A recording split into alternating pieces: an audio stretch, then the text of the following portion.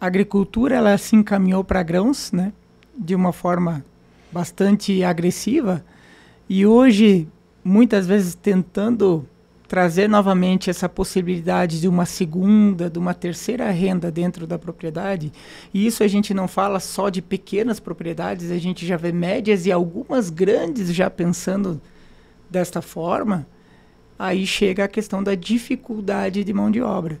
Tanto é que não é novidade nenhuma a gente ter mão de obra aqui de todos os cantos do país, né? Seja na uva, na batata, na cebola, não é mesmo? E cada vez mais imigrantes, né? A gente tem alguns municípios com contingentes bastante significativos de senegaleses, haitianos, venezuelanos, agora em maior quantidade, e se colocando à disposição para esses trabalhos que hoje literalmente estão vacantes, né? E com dificuldade. E um momento interessante da nossa sociedade, por assim dizer. Lógico que existem N motivos, né? Desde a questão da colocação como os auxílios assistenciais, como um fomento ao não aceite a mão de obra formal, e isso por vezes é verdade, mas também não é o único motivo, né? A gente tem uma percepção de que existe uma série de fatores que contribuem para isso. Eu creio que a gente está passando também por um momento de transformação que vamos fazer uma análise temporal, né? Os nossos pais, Rodrigo, na época deles, digamos assim, ter uma graduação ou ter um emprego estável como um concurso público era a receita do sucesso ou, quem sabe, o desejo da vida de uma geração toda. É um sonho. Bastava ter uma graduação e você estava feito na vida. Tanto é o que levou a gente a sair de casa, né? Exatamente. Nesse contexto que nós estamos hoje, agora vou trazer aqueles números que comentei lá no início, né? Números não, mas só uma reflexão, né? Lá no ano de 2005, quando entrei na graduação de universidades públicas de agronomia no Rio Grande do Sul, existia Santa Maria, Porto Alegre e Pelotas. E de particulares, Passo Fundo, Caxias e Juí. Eram 6 universidades, entre particulares e públicas, que ofertavam o curso de agronomia.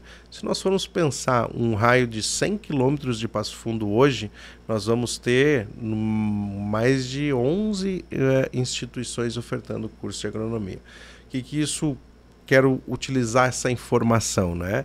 A mão de obra qualificada, ou, digamos assim, que necessita de uma graduação, ela ampliou, né? E isso fez com que talvez até o ticket médio das profissões fosse reduzido, né? Acho que isso é algo que a gente pode ver com diferentes segmentos, a intensidade. E aquela mão de obra que, por vezes, ela não necessariamente precisa de uma instrução formal ou de uma graduação, ela se tornou mais escassa. E ao se tornar mais escassa, ela encareceu e, além de encarecer, ela ainda não tem uma disponibilidade. Isso eu creio que, lógico, hoje a gente vê como um problema e eu não tenho uma solução, um caminho, mas é algo que vem atrás de digamos, que uma característica dos países já um pouquinho mais desenvolvidos, que é a redução da diferença do pagamento entre uma profissão extremamente graduada e de uma profissão que não necessariamente precisa do estudo acadêmico. Então é algo que eu vejo quase que como uma consequência do caminho ou daquilo que foi acontecendo. Não tenho respostas para as soluções, mas creio que elas passam por tecnologia, né, e por profissionalização. Se tornar cada vez mais apto a fazer mais com menos, tanto em recursos financeiros quanto em recursos humanos, acaba sendo o desafio de qualquer instituição.